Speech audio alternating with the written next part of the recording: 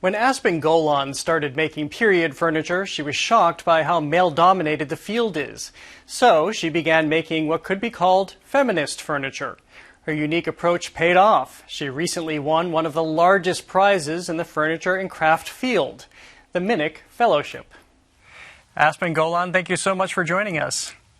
Thanks so much for having me. Well, congratulations on your fellowship. But first, to start off, describe for me how you describe your furniture. I was trained in traditional 17th through 19th century American furniture. So everything is made with hand tools, the typical adornments and curves that you associate with period furniture from early America.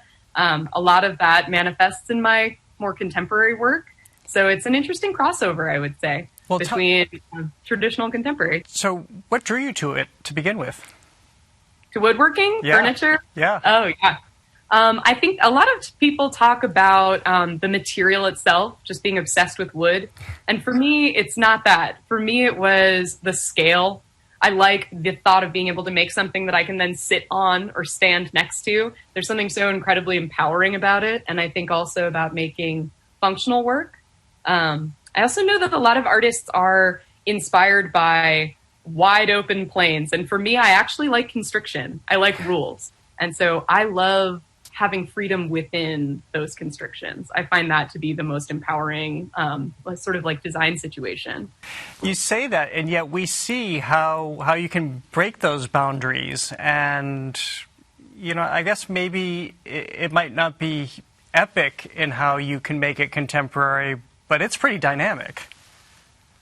Yeah, I think that once I started learning just the how-to of traditional forms, you can't help but falling in love with those shapes. And then once you start to fall in love with the shapes, at least for me, the question became, can I divorce that aesthetic from the time period in which it was popularized?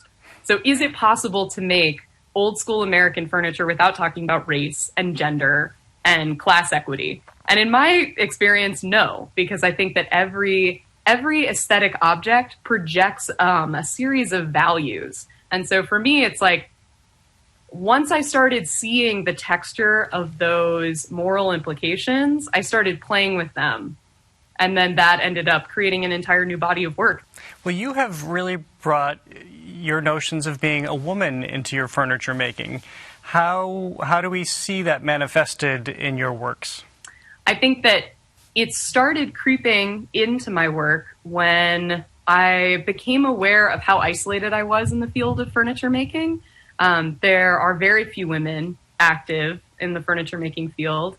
And I started to realize that the experience of feeling isolated was pretty much a one-to-one experience with making furniture. And so the experience of isolation and of being a woman and feeling the fact, like recognizing my own identity at all times of day, became part of woodworking for me.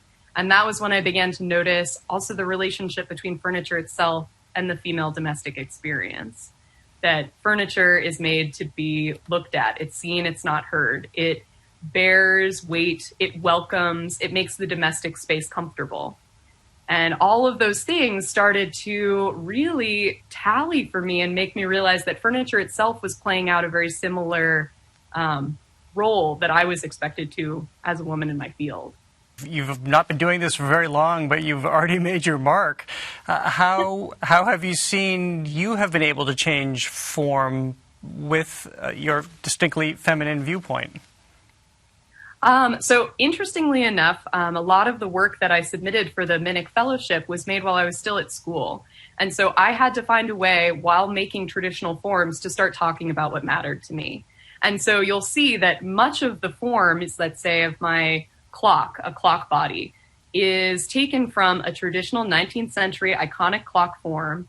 And then simply by adding this sort of subversive glass enameled image in the bottom section, you start to make these plays on the body and on the piece of furniture. So the clock face becomes a woman's face, and the clock body starts to become a woman's body.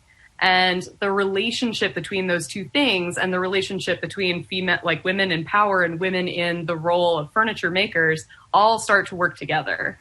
So in what little bit I know about furniture making, I know there are accepted traditions and teaching and to some degree rules. So as you've broken out of these, what's the response been like, especially in a very male-dominated field?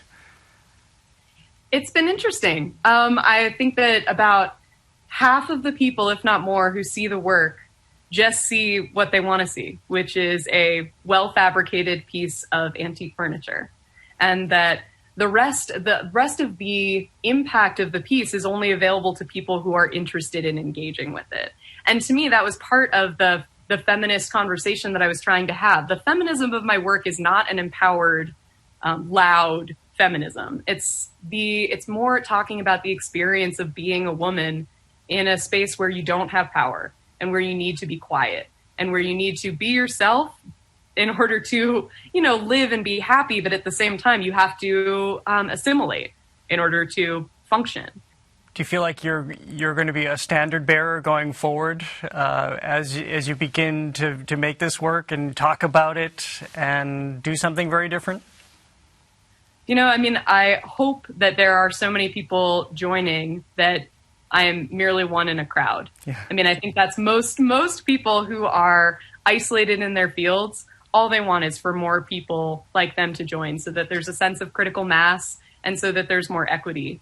And that's a big part of the project proposal that I had for the Mineck, and I think a big piece of why I won.